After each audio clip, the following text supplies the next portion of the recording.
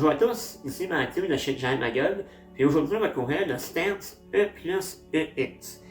Le Stance E plus EX est un peu le demi-frère du Stance E plus de Giant, en fait. Vous remarquez seulement plusieurs ressemblances entre les deux vélos, mais il y a quand même quelques différences importantes, en fait. Notamment la manette de commande qui est différente sur les deux vélos. Et le Stance E plus EX est déjà muni des lumières et des garde-boue, des supports pour des bagages, et ainsi de suite. Donc bref, on va passer à travers de A à Z le vélo, essayer de répondre à toutes vos questions. Et bref, bonne écoute!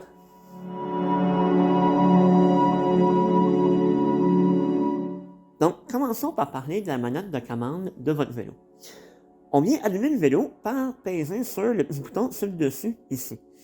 Lorsque l'écran s'allume, on va voir notre champ de données principal, ici. On a notre pourcentage d'autonomie en haut, à ce niveau-là. Et on a un petit témoin pour indiquer des lumières, parce que lorsque le vélo s'allume, les lumières intégrées à votre vélo s'allument aussi.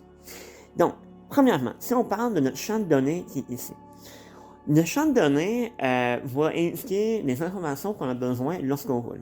En ce moment, on peut voir la vitesse, on peut voir l'autonomie qui nous reste, on peut voir la distance, et ainsi de suite. Il y a quand même plusieurs champs de données, et ces champs de données-là peuvent être personnalisés à partir de l'application Ride Control de Giant. Je vais faire une autre vidéo séparée sur l'application Ride Control, parce qu'il y a quand même beaucoup d'informations à donner à ce sujet-là. Bref, quand le vélo s'allume, on est dans le mode automatique. Ça veut dire que lorsque vous pédalez le vélo, vous montez une côte, vous pédalez plus fort, il y a des capteurs au niveau de votre pédalier qui savent l'effort que vous mettez sur le pédale, savent la pente que vous montez et vont vous donner plus ou moins d'assistance en conséquence.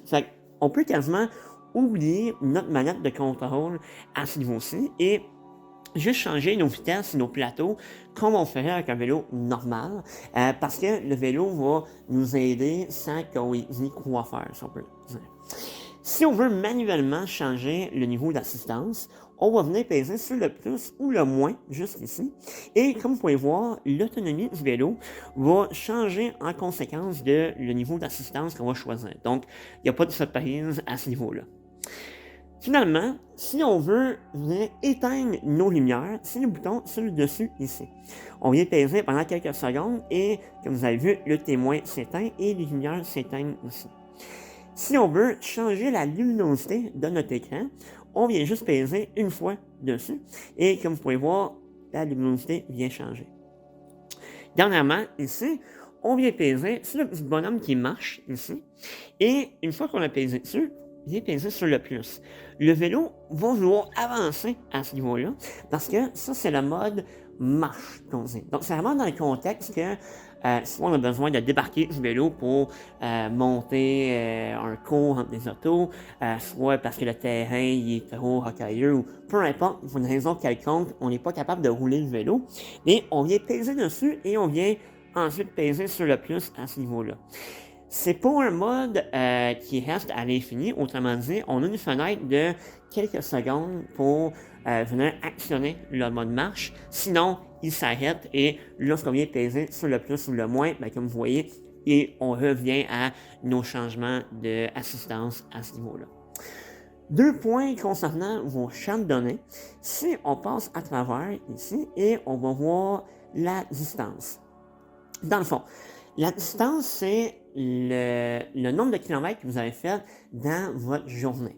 Donc, si vous partez en vélo, vous arrêtez dans un café, le vélo s'éteint, il garde en mémoire cette sortie-là. Donc, il va toujours comptabiliser le nombre de kilomètres, donc vous avez le total à la fin de la journée. Par contre, si on ne vient pas remettre à zéro manuellement le vélo, il ne va pas savoir le lendemain qu'il est supposé de recommencer à compter. Pour le remettre à zéro, on vient peser sur le plus et le moins ici pendant un 5 à 7 secondes dans ces eaux-là. Et voilà, ça revient à zéro. Et on vient remettre le trip aussi, le temps de votre sortie à zéro aussi.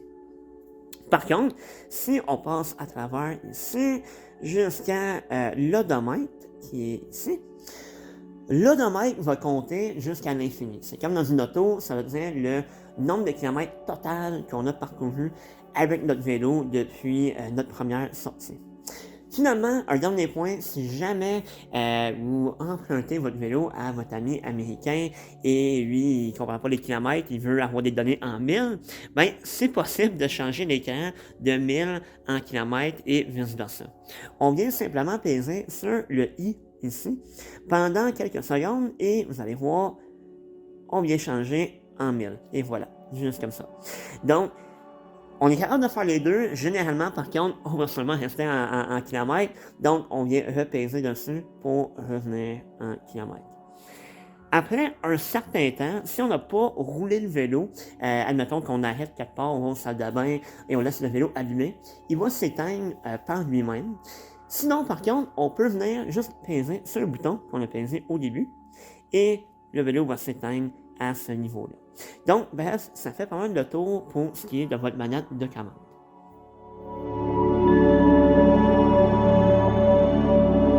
Parlons maintenant de votre batterie. Sur le Stance, la batterie est intégrée dans le down tube ici. Pour brancher votre batterie, on peut la brancher directement sur le vélo. On vient ici juste tasser le petit couvert qui est ici et avec le chargeur qu'on a juste ici, on va venir brancher l'embout qui est ici juste dans la fente qui se retrouve là. Une fois qu'elle est rentrée dedans, la batterie va charger sans même qu'on l'enlève. Par contre, si on veut l'enlever pour transporter le vélo ou on laisse le vélo dans une remise, on peut quand même l'ôter pour le brancher. On va venir avec nos clés, juste débarrer la serrure en haut ici. Une fois que nos clés sont rentrées en place et on débarre, il va y avoir un déclenchement au niveau de la batterie. Mais la batterie ne va pas tomber dans nos mains. Il faut venir en dessous, ici, et mettre le doigt sur la petite planche qui est ici, et tirer la batterie vers le bas, comme ça. Il va tomber dans nos mains à ce niveau-là. Et puis, maintenant, on va être capable de brancher la batterie. Donc, on reprend notre chargeur qu'on avait tantôt, et on vient rajouter l'adapteur qui est juste ici. Et mettre les deux embouts ensemble, et on vient le brancher dans l'embout de notre batterie, juste ici. On l'insère dedans. Et la batterie va charger en dehors du vélo. C'est vraiment pas plus compliqué que ça.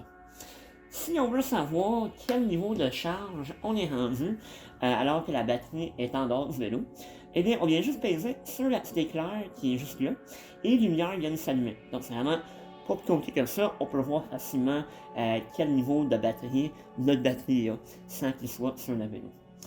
Pour venir le remettre en place, on vient juste insérer en bas en premier et on vient donner un coup vers le haut et il se clip en place. Pas besoin de rebarrer, la serrure se ferme tout seul à ce niveau-là. Un dernier point concernant votre chargeur. Pendant l'hiver, on recommande toujours de brancher votre vélo à tous les 3 mois. Mais idéalement, on recommande de le brancher jusqu'à 60%. Pour ce faire, on va peser sur le petit bouton ici, juste en dessous du logo Giant. C'est un bouton qui va devenir orange lorsqu'il y a le courant dans la batterie et, comme j'ai mentionné, va charger la batterie jusqu'à 60%. Donc, si, admettons, pendant l'été, votre vélo se charge uniquement jusqu'à 60% et pas brisé, vous allez peut-être juste accrocher ce bouton-là. Si on ne l'enfonce pas, la batterie va charger en 100% comme elle devrait charger normalement. Donc, pour la batterie, c'est pas plus compliqué que ça. Parlons maintenant de vos suspensions. Lorsque vous viendrez récupérer votre vélo, on va déjà ajuster une suspension à votre poids. Parce que, un peu comme les pneus, il y a une pression différente pour chaque cycliste pour bien écraser la suspension. Par contre, lorsque vous êtes en vélo, il y a quelques ajustements que vous pouvez faire. La première est votre lockout en haut ici. Vous voyez ici une petite flèche qui dit lock, quand on tourne par là. Donc, lorsqu'on tourne par là, on a moins de débattement dans notre suspension. Vous voyez maintenant, ça dit open avec une flèche. Lorsqu'on retourne vers ici, on a plus de débattement avec notre suspension. Donc, autrement dit, lock, la suspension est plus raide. Lorsqu'on est sur des chemins, qu'on a moins besoin de suspension. Puis open, c'est plus ouvert, il y a plus de suspension lorsqu'on va être dans des chemins qu'on a besoin d'absorber plus les impacts. En bas de votre suspension, à ce niveau ici, vous retrouvez ce qu'on appelle le rebound. Vous voyez, en arrière de la fourche ici, il y a un petit plus et un petit moins de ce bas-ci. Et il y a ce petit rondelle rouge ici.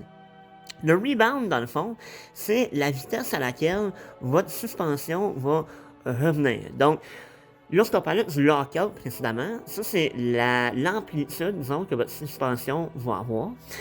Le rebound, c'est la vitesse à laquelle elle va recouvrir cette amplitude-là. Donc, lorsqu'on roule des sentiers qui sont très bosselés, qui ont plus d'impact, c'est plus rapide, il y a plus de roches, ben, on va mettre un rebound plus rapide, parce qu'on veut que la suspension revienne plus rapidement. Lorsqu'on roule un sentier qui est plus ondulé, plus roulant, qui est moins bosselé, ben, on va mettre un peu moins vite, un peu plus lent, pour que la suspension revienne plus doucement à ce niveau-là. À l'arrière, votre suspension arrière, on va l'avoir déjà ajustée aussi. Dans le cas du stance, il n'y a pas de lockout sur la suspension, mais avec les points de pivot au niveau de votre suspension, lorsque vous pédalez le vélo, la suspension vient devenir plus raide à ce niveau-là. Donc, vous perdez moins d'énergie lorsque vous pédalez. Par contre, en haut, juste ici, on retrouve encore une fois le rebound, sauf que maintenant on utilise des petits pictogrammes pour bien le décrire. On a une tortue de ce bord-ci et un lapin de ce bord-là. Donc évidemment, tortue veut dire plus lent et lapin veut dire plus rapide. Donc généralement, on va essayer d'ajouter les deux rebounds de la même manière. Donc quand on va mettre plus rapide en avant, on va mettre plus rapide en arrière et vice versa. Mais comme j'ai mentionné, cet ajustement-là n'a pas besoin d'outils et c'est pas quelque chose qui n'est pas réversible. Autrement dit, tu peux l'ajuster en sentier sans craindre que vous allez briser quelque chose et ne pas être capable de revenir à la maison. Un peu comme la pression dans les pneus, la meilleure manière de savoir quel mode ou quel ajustement est idéal pour vous, c'est d'en essayer. Faites un sentier, ajustez d'une manière, refaites le même sentier, ajustez d'une autre manière et voyez comment le vélo réagit à ce niveau-là. Donc bref, c'est pas plus compliqué pour vos suspensions.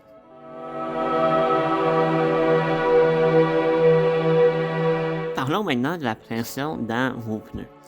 Vous remarquez sur le rebord du pneu qu'on retrouve la mention 50 PSI. 50 PSI, c'est techniquement le maximum de pression que le pneu peut recevoir. Par contre, en réalité, ne le mettez pas à 50 PSI. Ça va être très très dur, très raide, vous allez perdre de l'adhésion au sol lorsque vous roulez. En fait, la pression va dépendre du cycliste et de la surface que vous roulez. Parce que c'est le même pneu qui vient sur tous les grandeurs de vélo aussi. Donc, autrement dit, une femme qui roule un Embolden qui est beaucoup plus petit versus un homme qui est plus grand, qui roule extra large stance, ben, ils n'ont pas le même poids pour écraser le pneu. Donc, faut tenir en compte de ça, que les deux, évidemment, ils n'ont pas besoin de la même, comme les suspensions, la même pression. Donc, tout ça pour dire, généralement, on va tourner aux alentours de 25 à 40 PSI, dépendamment de, comme je dis, la personne et la surface. C'est dur de donner une réponse exacte. L'idéal, c'est de l'essayer et mettez-en un peu plus, un peu moins. Voyez comment le vélo réagit et trouver l'équilibre parfait pour vous à ce niveau-là. Pour venir gonfler vos pneus, on vient juste enlever le petit capuchon noir ici, que, en passant, si vous le perdez, ne fait pas grand chose. Et on vient les visser, la valve ici, et ensuite, on est capable de faire passer l'air à ce niveau-là. Donc, c'est pas plus compliqué que ça, et en termes de fréquence de gonfler vos pneus, on va dire souvent de gonfler vos pneus plus souvent que pas assez. C'est pas quelque chose qu'on fait une fois par mois, même pas une fois par semaine. Faites-le vraiment à tous les sorties, de mettre un peu de pression, pas besoin d'en mettre trop, mais de toujours garder un niveau quasiment constant. Ça évite des mauvaises surprises lorsque vous êtes en vélo. Donc bref, c'est pas plus compliqué que ça au niveau de les pneus.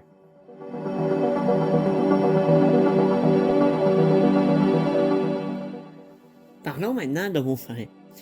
Tous les vélos électriques de Giant viennent avec des freins à disque, étant donné qu'on a plus de masse à freiner, comme on a un moteur et la batterie intégrés sur le vélo.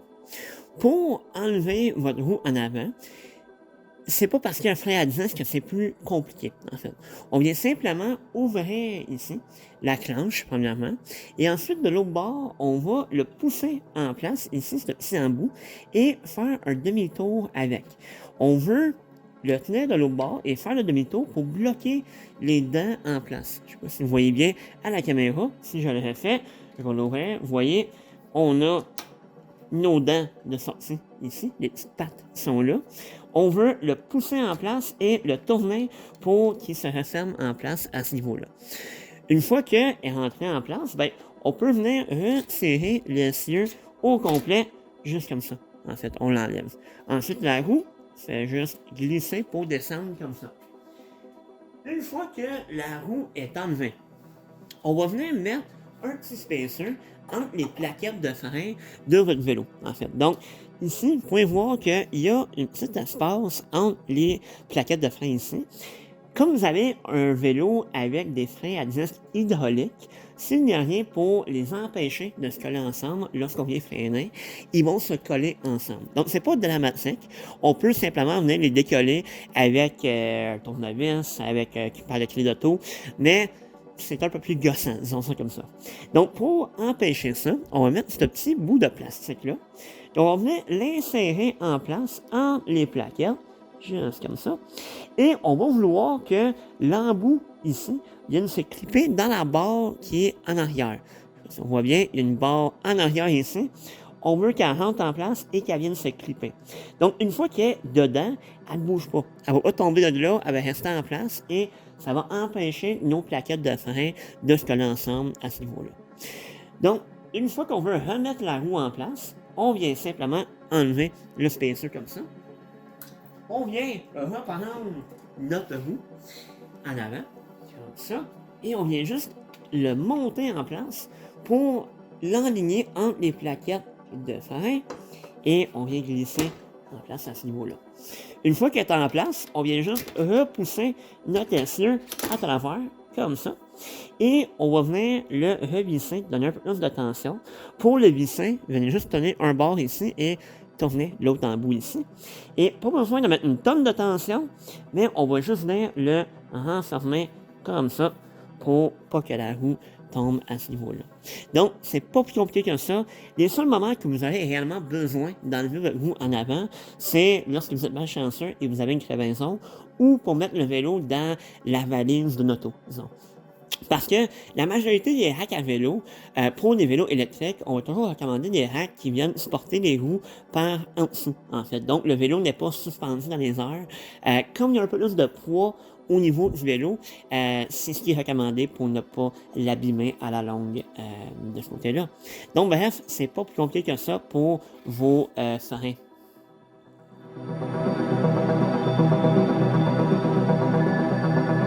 Donc, parlons rapidement maintenant de votre dérailleur en arrière. Une fois que le dérailleur est tout ajusté, il n'y a pas grand-chose à toucher ou à jouer avec à ce niveau-là. Par contre, ce qu'on peut venir toucher ou changer, c'est le clutch dans votre dérailleur. Le clutch vient donner plus de tension à votre dérailleur, comme ici, vous voyez, il est quand même plus raide à déplacer. Alors que, juste ici, si je le déplace vers le bas, à ce niveau-là, ben, on vient relâcher le dérailleur.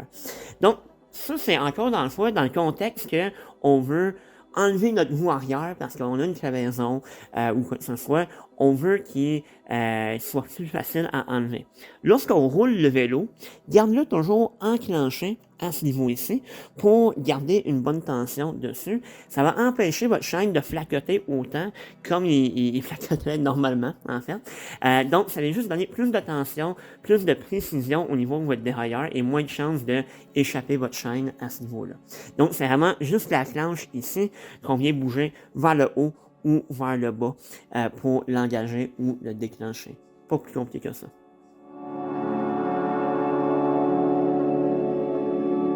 Vous remarquerez peut-être dans votre roue arrière la présence d'un petit aimant sur votre rayon. Cet aimant-là est très important, en fait, et c'est important de ne pas l'enlever parce que avec le capteur qui est juste ici, qui est relié à notre moteur, c'est ce moteur, cet aimant-là qui va indiquer à notre vélo qu'on est en train de pédaler. Donc, sans ce aimant-là, le vélo ne va pas savoir de vous donner de l'assistance, en fait. Donc, ne l'enlevez pas, elle est quand même bien vissée en place à ce niveau-là. Mais si jamais vous voyez que votre vélo a un problème qui ne veut plus vous donner d'assistance, ben, vérifiez votre roue arrière. Des fois, c'est la première piste de solution. Si vous avez perdu votre aimant, ça peut être la cause de ça.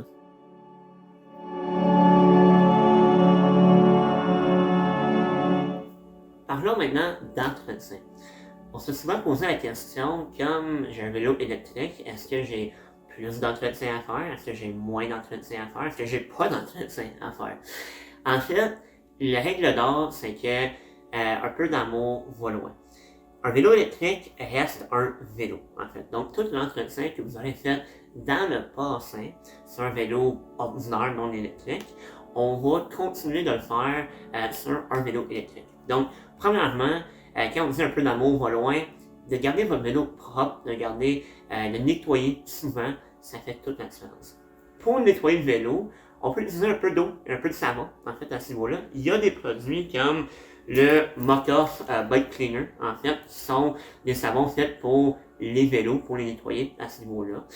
Et quand on parle d'utiliser de l'eau pour nettoyer le vélo, ben, les vélos électriques, c'est des vélos à toute épreuve, en fait. Donc, qu'on roule par mauvais temps, qu'on se fait pogner par la pluie, qu'on roule dans la boîte, les vélos électriques sont faits pour passer partout à ce niveau-là. Donc, de nettoyer avec un peu d'eau, ça ne va pas endommager le vélo à ce niveau-là. C'est certain, le règle du bon sens s'applique toujours.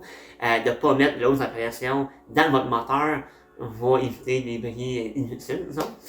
Mais en long et en large, du savon et de l'eau, ça fait tout le travail qu'on a besoin. L'autre aspect qui est parfois négligé ou parfois oublié, en fait, c'est l'entretien de votre chaîne, en fait. La chaîne, on veut qu'elle soit propre, on veut qu'elle soit argent, métallique, comme lorsque le vélo est neuf, en fait. Parce que les fameuses traces de noir, de saleté dans le mollet qu'on peut avoir en été, c'est la saleté qui s'accumule sur votre chaîne, en fait. Et la chaîne, évidemment, elle roule, elle tourne, on veut éviter que toute cette saleté-là rentre dans votre chaîne à ce niveau-là. Fait que la première étape, c'est de prendre quelque chose comme un dégraissant. Il y en a comme le Drivetrain Cleaner de Mock-Off à ce niveau-là, qu'on peut mettre sur une petite guenille, une brosse et frotter la chaîne de ce côté-là, en fait.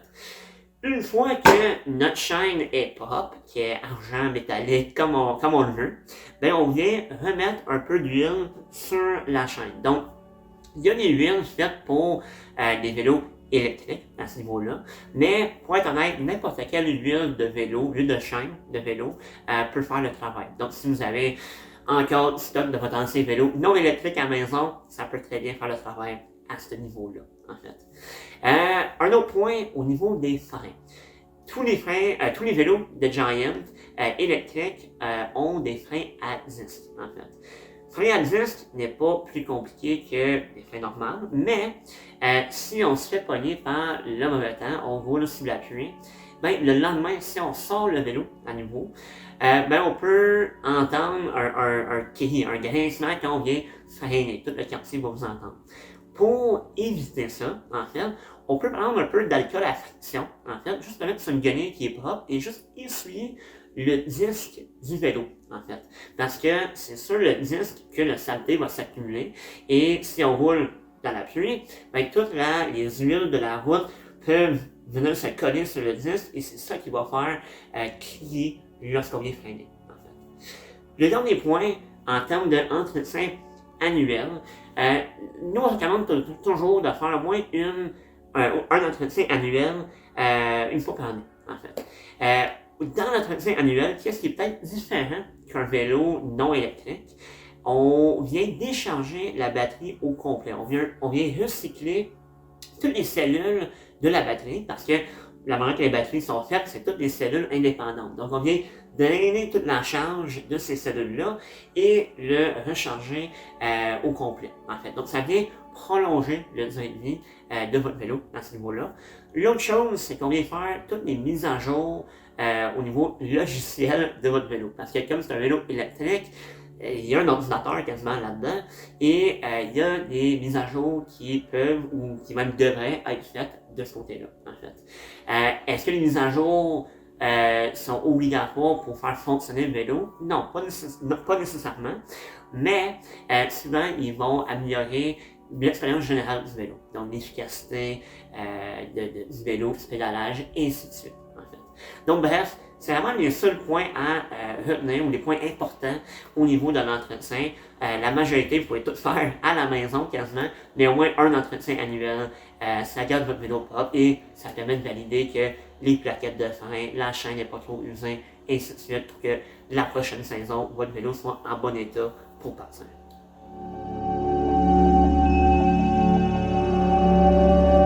Ceci conclut la vidéo de votre vélo pour aujourd'hui. Si vous avez d'autres questions qu'on n'a pas pu couvrir dans la vidéo ou vous voulez d'autres précisions sur des points qu'on a couverts, n'hésitez pas à nous contacter pour nous les poser. Ça fait plaisir de vous faire comprendre votre vélo de A à Z. Deux derniers points. Premièrement, n'hésitez pas d'aller voir la vidéo sur l'application Ride Control que je vais mettre dans les commentaires de cette vidéo ici. L'application Ride Control, comme j'ai mentionné, permet de vraiment débloquer votre vélo et l'amener à un autre niveau en termes de le personnaliser à votre style de cycliste. Le deuxième point, n'hésitez pas d'aimer la vidéo, de le partager et de nous suivre sur les réseaux sociaux. Ça fait toute la différence pour vous. Bref, bonne journée, bon vélo et à la prochaine.